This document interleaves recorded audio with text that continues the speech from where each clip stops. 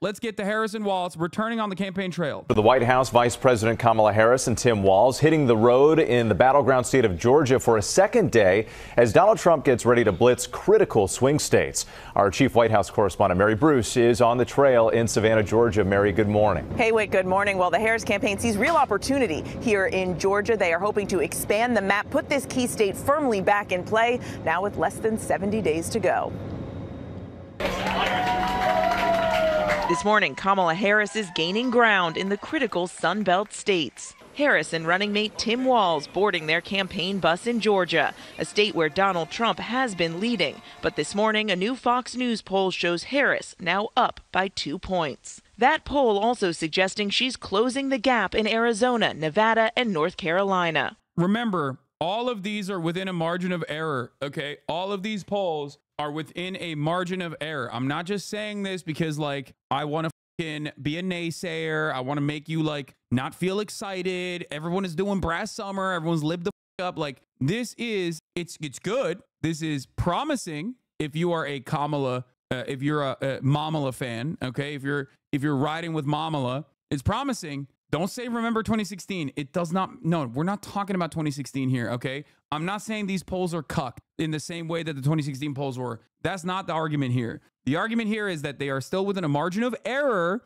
and therefore, this does not spell a broad victory in the way that you think it does, especially when you factor in Pennsylvania. Here's a Quinnipiac national poll showing Kamala Harris at 49% to Donald Trump's 48%. In their full release, Kamala Harris is up 2 in a multi-candidate field with RFK on the ticket, up 1 in a two-way. Kamala Harris gaining on all of these good polls simply does not carry her across the finish line. If you recall, these are still within the margin of error. That's number one. It just simply shows that momentum is on her, is favoring her at this time. None of these polls actually show that Kamala Harris is definitely winning tomorrow. I am a poll believer. As in, like, I do look at polls. I look at and analyze polls on a regular basis when the election cycle comes around. But having said that, you know, it's not the end all be all. There are examples where people are doing well post convention, get a big bump after convention, and they end up losing.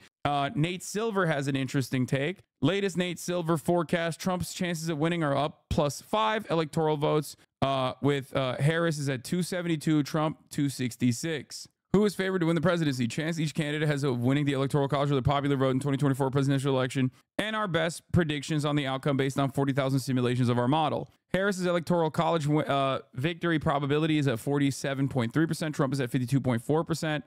But the popular vote probability, Harris is at 63.8%. The predicted Electoral College, the predicted electoral votes that she arrives at is 272. The predicted popular vote share is at 50.3%. Wait, I don't understand how this works, though. Check his PA analysis. It's in one of your tabs. Yeah, I want to see what Pennsylvania looks like, because this race is going to come down to chance of winning is based on Nate Silver's model. Predicted electoral votes is based on just polls. His model thinks Kamala should have had a much larger lead in PA than polls are showing. It's cooking her in his model. Yeah, I think this race is going to obviously come back. This race is going to come down to Pennsylvania, and obviously Trump knows that. They're playing defense in places like North Carolina. They're pumping a little bit in places like Georgia. But ultimately, I think it's just, you know, Pennsylvania is the major part of this problem. And she's showing another problem. It's been a while since we've seen a poll showing Harris leading in Pennsylvania. A high-quality poll showing Harris ahead in PA would make a big difference right now. Weird update today. Harris ticked up slightly in our national polling average, but lost ground in our forecast and is now less than 50% against Donald Trump. One reason is that the model's convention bounce adjustment, which affects the forecast but not the average. In battleground Georgia, a state President Biden won narrowly in 2020, Harris and Walz reaching out to rural voters, hoping for a repeat victory.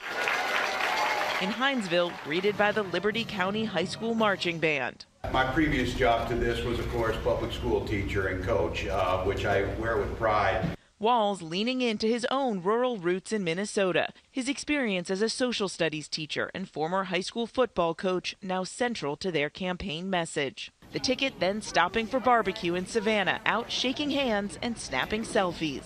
Harris well aware she can't just rely on those urban centers like Atlanta in a race expected to be so close. Trump also hitting key states targeting the Rust Belt, today in Michigan and Wisconsin. I mean, yeah, this is a good way to look at it as well, for sure. Individual national polls. Love people reacting to the polls when you can just look at this holistic picture instead, courtesy of Vote Hub, that shows A/B rated pollsters only. National polls not a measure you're looking for, then look at state polling instead. Battleground state polling averages. It's still within the margin. Okay, it's still within the margin, and it is promising for Kamala Harris's campaign, but you have to understand, it is absolutely still within the margin of victory or defeat. Before heading to must-win Pennsylvania. Just because of the way votes total, most past the 270 involve PA. To win without PA, you would have to win most of the rest of the swing states. Yeah, Arizona, Nevada, Wisconsin, Michigan, North Carolina, and Georgia. Doing that and losing PA is pretty unlikely. There is no pathway to victory where you win Arizona, Nevada, Wisconsin, Michigan, North Carolina, and Georgia, and then fucking lose Pennsylvania. That'd be insane. Now here, like you would have to run such a good campaign in all of those other places, but such a bad one in Pennsylvania. I don't know how the fuck that would happen. Law is going to be the Selena Meyer election. Here in Georgia today, Kamala Harris and Tim Walz will sit down together for their first big interview of this campaign. They have been facing criticism for not doing a formal press conference or an in-depth interview. And then looking ahead to the coming days, Harris is expected to be spending a fair amount of time in debate prep. Of course, her first face-off with Donald Trump coming up right here on ABC on September 10th, with just 12 days away. That will be a pivotal moment. And Mary, while we have you, tell us about this criticism Trump is facing about a recent visit to Arlington National Cemetery. His team accused of recording video in a prohibited area. Veteran families now reacting to this? Yeah, so this video shows the president visiting some of the grave sites of some of the 13 service members who were killed in that attack on Abbey Gate in Afghanistan. Trump trying to highlight Harris and this administration's handling of that chaotic troop withdrawal. But filming in this area of the cemetery is prohibited just for this reason, to not politicize the military. This is such a funny thing that he did.